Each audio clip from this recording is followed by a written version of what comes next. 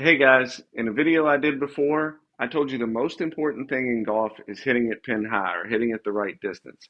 I'm going to tell you how to do that with the wedges, the putter, and the irons, and I'm going to tell you why it's important. So why is distance control so important? Because if you hit it the right distance and 5 yards right, you still have a 15-foot putt. If you hit it 5 or 10 yards short or 5 or 10 yards long and 5 yards right, you're going to be in some kind of trouble most likely. So it's easier to control distance than it is to control direction. So here's what we're going to do about it. So how do we get comfortable with hitting at the right distance? Well, with the wedges, I want you to use the clock system. So use your left arm as the hour hand on the clock. And 7:30, 9 o'clock, and 10:30, which is a full swing, are your distinct distances. You're going to hit those three shots with every wedge you carry. So you'll have some overlap in there, but you're going to have a favorite shot. And when you have a layup shot, you're going to know what to hit it to, and then you're going to be able to hit the next shot closer. All right? Okay, so what about distance control with the irons? The irons are a little more tricky because you have to go out and you have to see what you're carrying the ball. I don't care about what the ball ends up because conditions are different. If the course is wet, if the course is dry, if there's a big wind in your face. What we want to be concerned with is the carry distance of the golf ball. So how do we figure that out?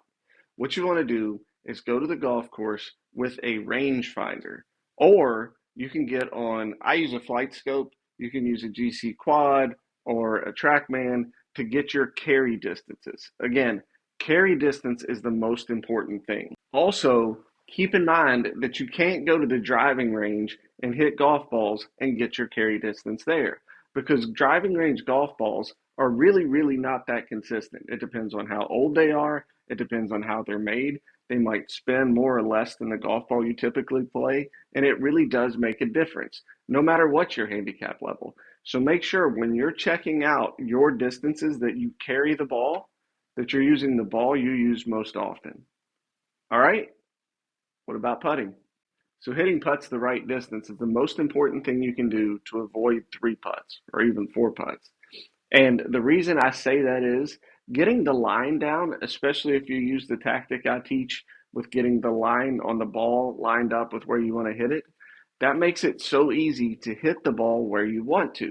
But if you hit it 3, 4, 5, 6 feet or more longer or shorter than the hole, it's going to be really tough to make a two putt or a one putt for that matter. When you hit putts the right speed, the hole gets bigger too because you can make it in the side, you can loop it around the back, and it goes in. Fast putts aren't going to fall in that way. So, how do we get distance control? What I want you to do when you're trying to figure out how hard you want to hit the putt, I want you to make practice strokes looking at the hole. And that's only looking at the hole if you're on a flat surface. If it's uphill, you need to look past the hole a certain amount to accommodate for that difference. Same thing if it's downhill. Look a little bit shorter and make your practice strokes, seeing how far you have to hit it to get it to that spot. All right? Hope this educates your game. I'll talk to you soon.